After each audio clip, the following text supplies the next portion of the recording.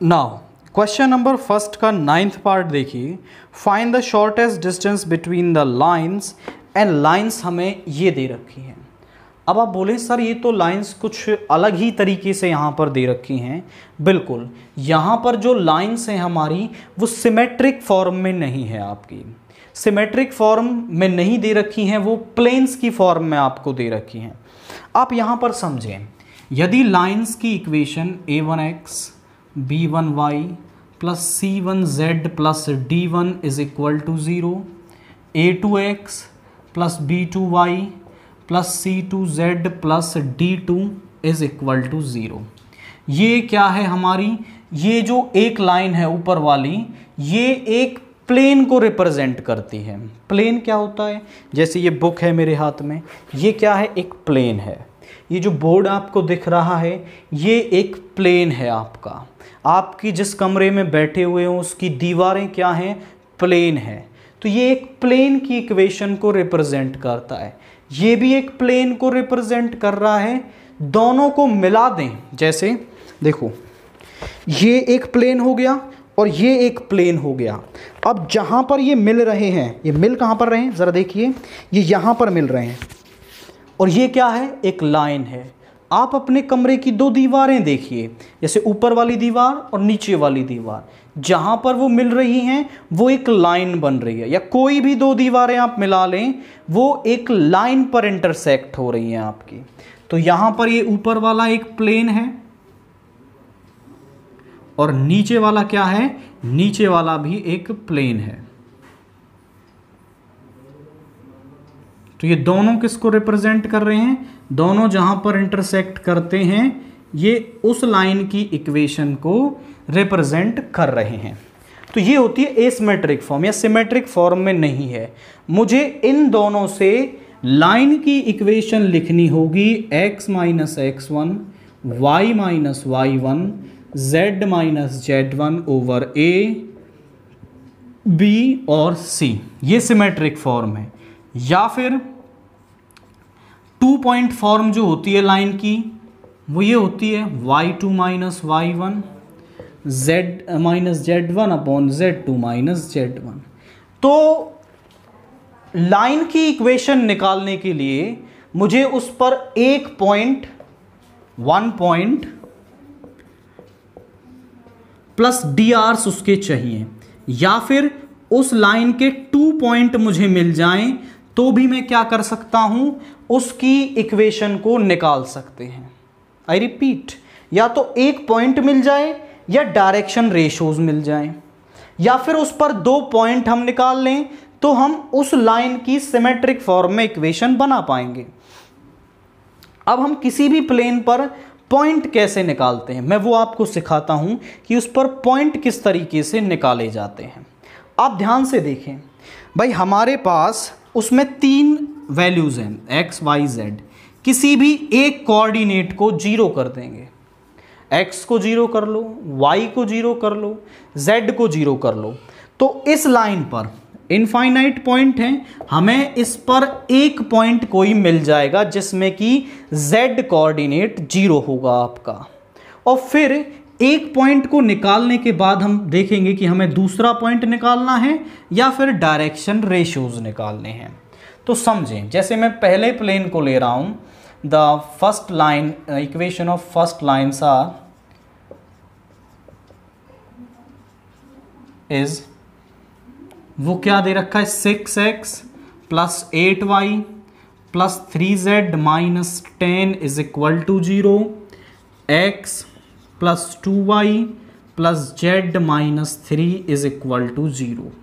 यहाँ पर हम put z is equal to 0, तो यहाँ पे हो जाएगा 6x plus 8y plus 3z, ये तो 0 हो गया, इज इक्वल टू 10। इसको हमने नाम दे दिया, जैसे ये फर्स्ट है, ये सेकंड है, तो ये थर्ड हो गई। यहाँ पे रखेंगे x plus 2y is equal to 3, ये फोर्थ हो गई। On solving third and fourth, अब देखिए 2 इक्वेशन है, मैं इनको अलग से सॉल्व करवा देता हूँ, स्पेस की कमी है यहाँ पर। देखिए 6x plus 8y is equal to 10, मैं इसको क्या है 4 से मल्टीप्लाई कर देता हूँ, 4x plus 8y is equal to 12। ये कैंसिल हो गया, यहाँ पे आया 2x, यहाँ -2, तो x की वैल्यू आ गई -1। x -1 आप यहाँ रखेंगे तो y क्या आ जाएगा हमारे पास, 2 आ जाएगा। On solving third and fourth, x is equal to -1 and y is equal to 2। आप इसे सॉल्व करके दिखा भी सकते हो क्वेश्चन में। तो यहाँ से one point on the line, line is -1, 2, 0, क्योंकि यहाँ पर z 0 है हमारा। एक पॉइंट मिल गया इस लाइन पर मुझे। अब मैं क्या करूँगा, इसके डायरेक्शन रेशियोज निकाल लेता हूँ। डायरेक्शन रेशियोज कैसे निकालेंगे, अब ज़रा देखिए। अभी ये एक्सरसाइज जो हमारी चल रही है वो लाइन से रिलेट कर रही है, बट जो हमारे लेक्चर्स कंटिन्यू देख रहे हैं उनके लिए ये जो प्लेन है वो अगली एक्सरसाइज में आएगा, बट इसका थोड़ा सा बेसिक समझ लें। मान लीजिए ये प्लेन है, हर किसी प्लेन का अपना एक नॉर्मल होता है, मतलब उस पर एक लाइन परपेंडिकुलर रहती है जो उस प्लेन के डायरेक्शन रेशियोज को बताता है। तो यहाँ पर इस प्लेन का भी एक नॉर्मल होगा और इस प्लेन का भी एक नॉर्मल होगा। अब ऐसा समझिए, ये वो लाइन है, यहाँ इसका नॉर्मल वो इस पर परपेंडिकुलर, और यहाँ इसका जो नॉर्मल वो भी इस पर परपेंडिकुलर। अगर मैं थोड़ी देर के लिए बोल दूं तो ए बी सी जो हैं वो इस लाइन के डायरेक्शन रेशियोज हैं, तो वो इस पहले वाले प्लेन यानी इसके परपेंडिकुलर और इसके भी परपेंडिकुलर होगा। नॉर्मल के डायरेक्शन रेशियोज हैं ये। अब नॉर्मल एक लाइन है, दो लाइंस परपेंडिकुलर कब होती हैं, जब a1 a2 plus b1 b2 plus c1 c2 0 होता है। तो मतलब 6a plus 8b plus 3c किसके बराबर होगा, 0 के बराबर होगा। एंड यहां पर a plus 2b plus c 0 के बराबर होगा। 10 और 3 नहीं लेना क्योंकि डायरेक्शन रेशियोज लेने हैं केवल। तो इन दोनों इक्वेशंस को आप क्रॉस मल्टीप्लिकेशन मेथड से सॉल्व करोगे तो ए बी सी की वैल्यू मिल जाएगी। ये तो हो गया डी आर्स वाला तरीका। अब इस लाइन के एक पॉइंट मिल गया और डायरेक्शन रेशियोज आप यहां से निकाल लोगे तो ये सीधा हो जाएगा। अब आप बोलें कि सर ए प्लेन वाला तरीका हमें ना करना हो तो हम कैसे करेंगे, तो आपको कुछ नहीं करना। ये जो लाइन दे रखी है ना, यहां जो कांस्टेंट टर्म दे रखी है उनको ओमिट कर दो, omitting constant terms, omitting constant term. तो यहां पे क्या हो जाएगा, 6x plus 8y plus 3z is equal to 0, x plus 2y plus z is equal to 0। अब यहां पर इन दोनों में क्रॉस मल्टीप्लिकेशन मेथड लगा लें और x y z की जो वैल्यू आएगी वो क्या होगी हमारी, इसके डायरेक्शन रेशियोज होंगे। ये भी कर सकते हो, ये कर लो, ये कर लो, बात एक ही। आप ध्यान से देखें तो एक ही मतलब निकल रहा है। अगर मैं सीधा बोलता कि कांस्टेंट टर्म को ओमिट कर रहे हैं तो आप पूछते सर कांस्टेंट टर्म को ओमिट क्यों कर रहे हैं हम यहां पर, तो इस वजह से हम कांस्टेंट टर्म को ओमिट करते हैं ताकि हमें यहां से डायरेक्शन रेशियोज मिल जाएं। ये सीधा हो गया, डायरेक्शन रेशियोज मिल जाएंगे यहां से। अब मैं दूसरा तरीका बताता हूं कि हम दूसरा पॉइंट ही निकाल लें इस पर। तो दूसरा पॉइंट कैसे निकालेंगे, आप इसका एक स्क्रीनशॉट ले लें। तो क्या था यहां पे, 6x plus 8y plus 3z minus 10 is equal to 0। इसका स्क्रीनशॉट लें, मैं दूसरा तरीका आपको यहां पर बता रहा हूं। अब देखिए, मैं यहां पर इसका सेकंड पॉइंट लेता हूं। सेकंड पॉइंट निकालने के लिए मैं क्या करता हूं, अब y को 0 पुट कर लेता हूं। Putting y is equal to 0, y को 0 रखेंगे तो इक्वेशन क्या बन जाएगी, 6x plus 3z is equal to 10, इसको नाम दें 5, एंड यहां पे बन जाएगा x plus z is equal to 3, इसको नाम दें 6th। On solving 5 and 6, on solving 5 and 6 क्या हो जाएगा ज़रा देखिए।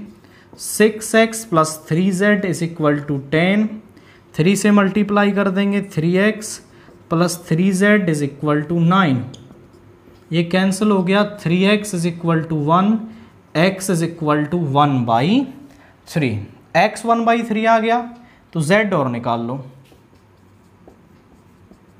इस तरफ ले जाओ। z is equal to 3 minus 1/3, 9 minus 1/3 that is 8/3।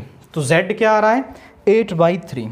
On solving 5th and 6th x is equal to 1/3 and y is equal to 0 है आपका and z is equal to 8/3। So second point on the line is, second point on the line is, वो क्या हो जाएगा 1/3, 0, 8/3। अब 2 point से पास होने वाली लाइन की इक्वेशन हम निकाल सकते हैं इस फॉर्मूले से। So equation of line passing through, किससे पास हो रही है वो, पासिंग थ्रू, पहला पॉइंट है -1, 2, 0 एंड 1/3, 0, 8/3। वो हो जाएगी x minus of -1, y minus 2, z minus 0 upon x2 minus x1, यानी 1/3 माइनस ऑफ माइनस प्लस हो जाएगा, ये आ जाएगा 4/3, ये आ जाएगा माइनस का 2, ये आ जाएगा 8/3। अब आप चाहो तो देखो डायरेक्शन रेशियोज क्या होते हैं, प्रोपोर्शनल होते हैं डायरेक्शन कोसाइंस के। तो आप यहाँ से कुछ चाहो तो कॉमन ले सकते हो। आप कॉमन क्या ले लो, यहाँ से 1/3 कॉमन ले लो नीचे से, टोटल में से। तो 1/3 कॉमन लेंगे तो भाई यहाँ पे 1/3 नहीं है तो 3 मल्टीप्लाई हो जाएगा ऊपर, यहाँ आ गया x plus 1, y minus 2, z यहाँ पे आ जाएगा 4, यहाँ आ गया -6 एंड यहाँ पे आ गया 8। अभी भी कुछ कॉमन आ सकता है, 2 कॉमन ले सकते हैं, x plus 1/2, y minus 2 by -3 and z/4। ये क्या आ गई, पहली लाइन की इक्वेशन आ गई है। फर्स्ट लाइन की जो इक्वेशन इन स्टैंडर्ड फॉर्म या फिर मैं कहूँ सिमेट्रिक फॉर्म में, उसकी इक्वेशन हमारे पास आ गई है। मैंने 2 तरीके आपको बताए हैं, पहले या तो एक पॉइंट या फिर डायरेक्शन रेशियोज आप निकाल लें, या फिर आप दूसरा पॉइंट निकाल लें और फिर 2 पॉइंट फॉर्म से उस लाइन की इक्वेशन निकाल दें। कंसेप्ट आपको क्लियर हो गया है इसके पीछे का। आप इसका एक स्क्रीनशॉट लें, मैं इसको इरेज करने वाला हूं और अब हम निकाल रहेंगे दूसरी लाइन की equation. The second equation in general form is, general form में सेकेंड इक्वेशन क्या दे रखी है, 3x minus 9y plus 5z is equal to 0, x plus y minus z is equal to 0। देखिए यहां पर जो कांस्टेंट टर्म है वो नहीं दे रखी है। अब जब कांस्टेंट टर्म नहीं दे रखी हो जनरल फॉर्म में, मतलब क्या है इस बात का कि वो जो लाइन है वो ओरिजिन से पास होती है हमेशा। ऐसा केस आ जाए कि कांस्टेंट टर्म में डी ना हो तो यहां पर आपका जो लाइन है वो 0 0 0 यानी कि ओरिजिन से पास करेगी। एक पॉइंट सीधा मिल गया हमें इस पर, 0 0 0 से पास करेगी। सिंपली दोनों में कांस्टेंट टर्म नहीं है तो मैं यहीं से डायरेक्शन रेशियोज निकाल सकता हूं। आई थिंक लास्ट इक्वेशन हमने 6th मानी थी, इसको 7th और इसको 8th मान लेते हैं, या फिर ऑन सॉल्विंग x, यहाँ पे आ गया y z, cross multiplication, x निकाल रहे हैं तो x को कवर करेंगे, -9 into -1 is 9 minus 5 into 1 is 5, y निकाल रहे हैं y को कवर करेंगे, 5 into 1 is 5 minus 3 into -1 is -3, z निकाल रहे हैं z को कवर करेंगे, 3 इंटू 1 इज 3 माइनस -9, ये आ रहा है। अब x by 4 is equal to y by 8 and z by 12। यहाँ से कुछ कॉमन आ सकता है, यहाँ से हम इसको मान लेते हैं is equal to some lambda. तो x is equal to 4 lambda, y is equal to 8 lambda and z is equal to 12 lambda. तो डी आर्स क्या आ गए हमारे पास, 4 लैम्डा, 8 लैम्डा, 12 लैम्डा। इनमें से हम कुछ भी कॉमन ले सकते हैं, तो सभी में से 4 लैम्डा कॉमन आ जाएगा। तो यहाँ बचेगा 1 2 3। तो इस लाइन के डायरेक्शन रेशियोज ये आ गए। अब क्योंकि ये किस से पास हो रही है आपकी, 0 0 0 से पास हो रही है, आप लिख देंगे line second do not have constant term, do not have constant term, so it passes through origin, ये ओरिजिन से पास होगी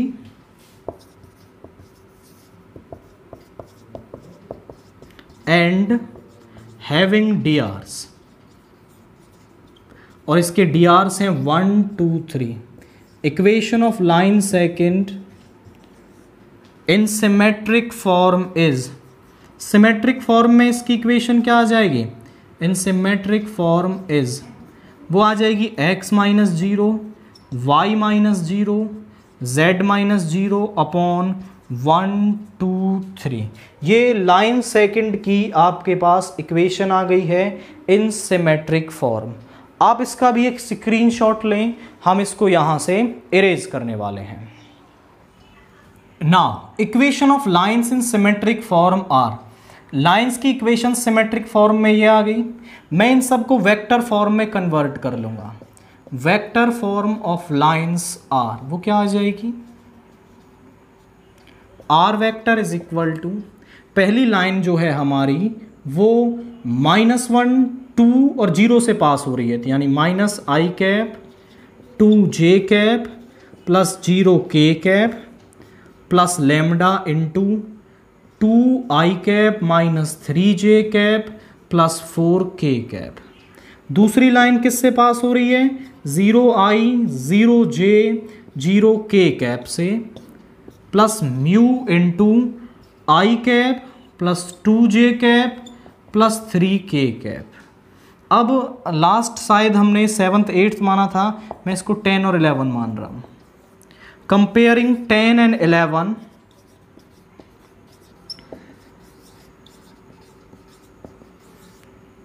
comparing 10 and 11 with r vector is equal to a1 vector plus lambda p1 vector and r vector is equal to a2 vector plus mu b2 vector respectively। तो यहां से a1 vector क्या आ गया हमारे पास, -i plus 2j plus 0k। b1 vector क्या आ गया हमारे पास, वो आ गया 2i cap minus 3j plus 4k। a2 vector क्या आ गया, 0i 0j 0k। b2 vector क्या आ गया, i plus 2j plus 3k।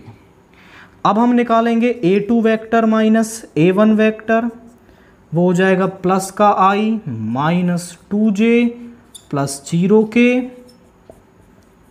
b1 cross b2 is equal to i j k। यहाँ पे आ गया 2 minus 3 4 1 2 3। Now expanding this determinant along row 1, expanding along row 1 वो क्या हो जाएगा हमारे पास, i कैप, इस रो इस कॉलम को छोड़ दिया, -9 -8 माइनस j, इस रो इस कॉलम को छोड़ दिया, 3 2 जा 6 -4 प्लस k, इस रो इस कॉलम को छोड़ दिया, 2 2 जा 4 माइनस ऑफ 2 जा 4 माइनस ऑफ -3। यहाँ पे आ गया आपका -17i cap minus 2j cap plus 7k cap, ये आ गया B1 cross B2। Shortest distance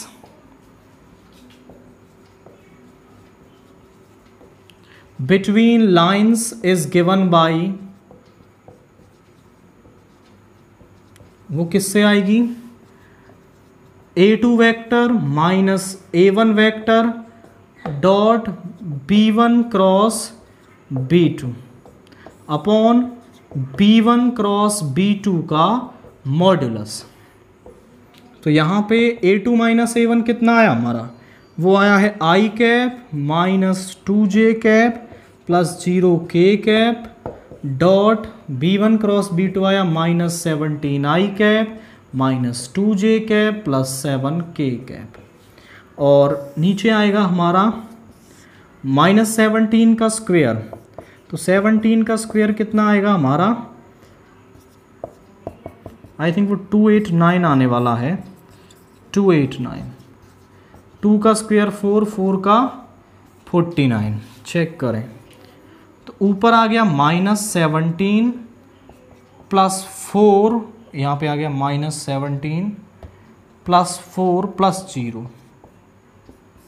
नीचे 289 प्लस 4 प्लस 49, यह आ गया आपका 22 2 342 रूट 342, ये हो जाएगा माइनस का 13 और ये बन जाएगा प्लस का 13 रूट 342 यूनिट्स। ये क्या आ रही है, उन दोनों लाइंस के बीच की शॉर्टेस्ट डिस्टेंस आ रही है। तो ये काफ़ी बढ़िया क्वेश्चन था जिसमें हमने पहले लाइंस को क्या किया है, आपका सिमेट्रिक फॉर्म में कन्वर्ट किया। वो आप 1 पॉइंट DRs या फिर 2 पॉइंट फॉर्म से कन्वर्ट कर सकते हो, 2 तरीके मैंने आपको बताए। फिर जब वो इस फॉर्म में आ जाए देन उन्हें वेक्टर में कन्वर्ट करो, वेक्टर से फिर आप उनके बीच में shortest distance easily find out कर सकते हैं।